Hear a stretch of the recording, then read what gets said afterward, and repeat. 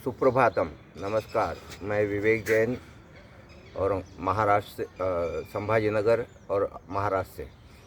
चलिए हम फिर से बिना किसी भूमिका के आज शुरू कर देते हैं। कल हमने पद्मासन किया था, फिर मैंने आपको बताया था कि जिनको पद्मासन नहीं बनता है वो इस तरह से या तो अर्ध पद्मासन में रहे, अर्ध पद्मासन में इस तरह से आधा, और अर्ध पद्मासन भी नहीं बनता है तो ये सुखासन में एक्सरसाइज कर सकते हैं। ये सुखासन हो गया और ये अर्ध पद्मासन हो गया और ये हो गया पद्मासन। पद्मासन सबसे मन को प्रसन्न रखने वाला ये पद्मासन है। पद्मासन मतलब पद्म मतलब कमल, और कमल जैसा मतलब एकदम मन को एकदम प्रसन्न करने वाला। हाथों की मुद्रा मैंने कल बताई थी। ये अंगूठा इस तरह से रखे, इसको थोड़ा सा दबा करके, और ये 3 उंगलियां मतलब कनिष्ठा, अनामिका और मध्यमा, ये 3 साथ में रहेंगे। अंगुष्ठ और तर्जनी एक साथ रहेगी। इसको यूं रखेंगे और धीरे धीरे सांस लेना और धीरे धीरे सांस छोड़ना। इसमें पूरक कुंभक की कोई आवश्यकता नहीं है। आप सांस जो है धीरे धीरे, आंखें बंद नहीं रहेगी, आंखें खुली रहेगी आपकी, और आँखों से आपके नाक के अग्रभाग को, ये है ना नुकीला हिस्सा, उसको देखेंगे और धीरे धीरे सांस लेंगे, धीरे धीरे सांस छोड़ेंगे।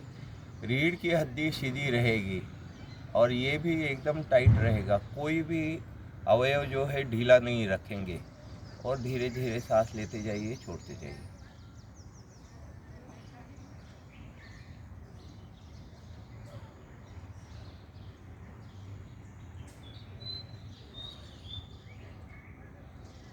ये रहा पद्मासन। अब इसी पद्मासन में बैठ करके इसके साथ साथ में इसके उपासन कह सकते हैं, या इसके साथ में किए जाने वाले जो आसन हैं वो हम करेंगे। पद्मासन के बाद में देखिए, अब ये दोनों हाथ जो है ना उसको यूं पीछे बांधना है। मैं घूम करके आपको दिखा देता हूँ एक बार कैसे बांधना है, ये आपको ध्यान रखिए। पद्मासन में बैठ करके यूं हाथों को यूं बांधना है। आया ध्यान में? सब लोग इस तरह से बांधना है हाथ को।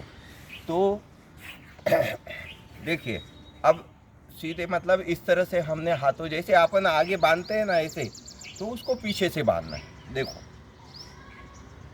इस तरह से अपने कोहनियाँ दोनों के इसमें पकड़ में आ जानी चाहिए, और उसके बाद में पद्मासन बना रहेगा हमारा। और उसके बाद में अब इसमें पूरक कुंभक और रेचक का चलेगा हिसाब।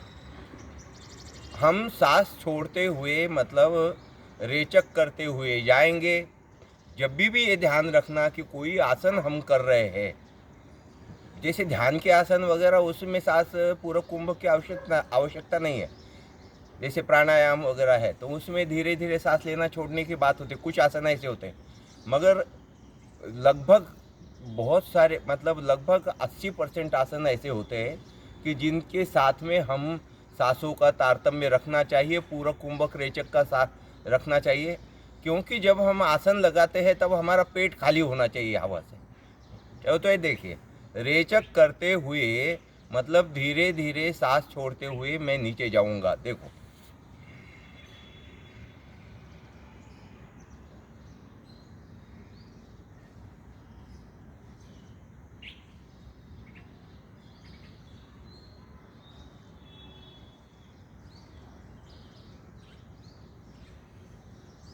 वहाँ जाके कुंभक में थोड़ा रुकना है और फिर ऊपर सांस धीरे धीरे लेते हुए, एक बार और दोहरा रहा हूँ, आपको एक ही बार करना है, 5 बार करने की कोई ज़रूरत नहीं, क्योंकि ये पद्मासन के साथ साथ किए जाने वाले आसन हैं। 30 सेकंड तक हमको कुंभक में रहना है। फिर से एक बार दोहरा रहा हूँ।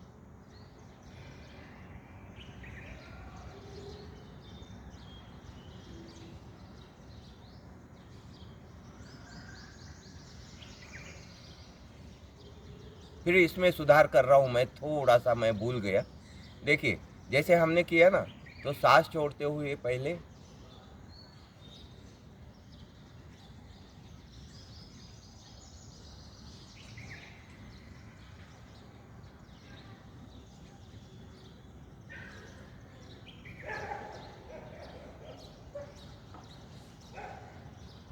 अपन को यहाँ से थोड़ा सा मैं भूल गया था, शुरुआत कहाँ से करनी है, पहले सांस छोड़ते हुए पीछे देखिए और जितना आप स्ट्रेस दे सकते हो उतना पीछे देखिए।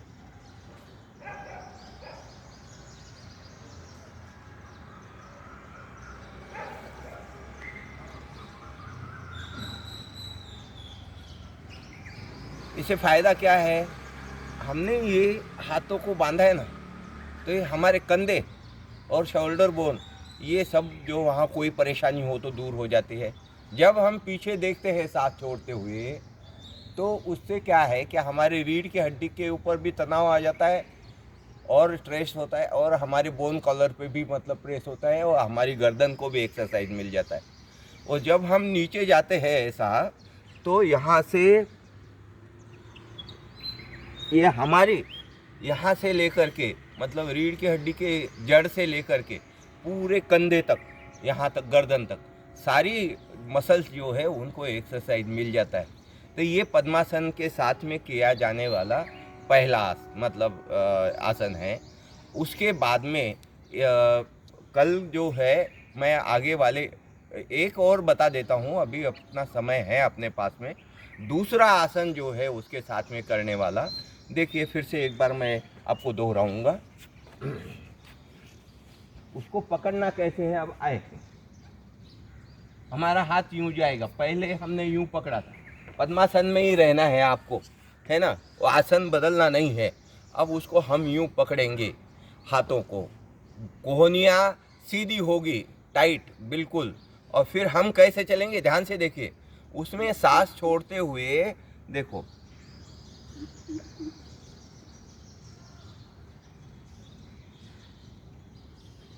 तीस सेकंड यहाँ रुक करके फिर से आ जाएंगे, ओके।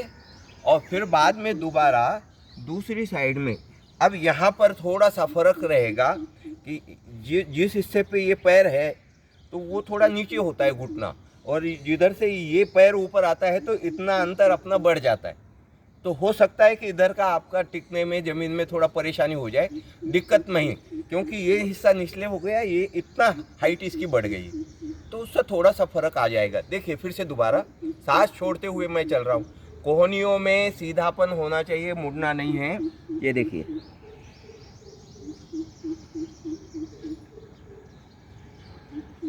फिर जैसे थे, और फिर दोबारा हम इधर जाएंगे, जितना अपना पैर ऊपर है लगभग उतना। और जो फ्लेक्सिबल जिनके है वो तो टिका भी सकते हैं, मगर जैसे उम्र होते होते आपके हड्डियाँ हो जाती है, तो उसमें टिक जाए तो बहुत बढ़िया है, नहीं तो आपका यहाँ घुटनों को टिक जाए तो भी पर्याप्त है। और सबके लिए जिनकी स्थूलता है, जिनका मोटापा है, उन लोगों के लिए मैं निवेदन कर रहा हूँ कि ज़बरदस्ती नहीं करना। इन्होंने लगाया ज़मीन पे या घुटने पे, तो हमको भी लगाना है, ऐसे कोई ज़रूरी नहीं है। आप जितना हो सके उतना कीजिए, और धीरे धीरे आपके शरीर में मतलब फ्लेक्सिबल उसमें कोमलता आ जाएगी, तो धीरे धीरे आपका वो सफल हो जाएगा। नहीं हो जाएगा तो फिर चिंता नहीं है, जितना हो सकता है उतना ही करते रहिए, मगर छोड़िए मत। हमको नहीं आता है ये कह कर के किसी चीज़ को छोड़ना नहीं है। आज बस यहीं पे, शेष जो हम इसके साथ में पद्मासन के साथ में आसन करेंगे वो कल बता देंगे। रिवीजन बराबर चलता रहेगा जब तक अपना पद्मासन पूरा नहीं होता है। पद्मासन तो पूरा हो गया, मगर पद्मासन में ही बैठ कर के जो आसन करने हैं उसका क्रम चल रहा है। ठीक है, बने रहिए, योगा कीजिए, मस्त रहिए, खुश रहिए। नमस्कार, कल फिर मिलेंगे।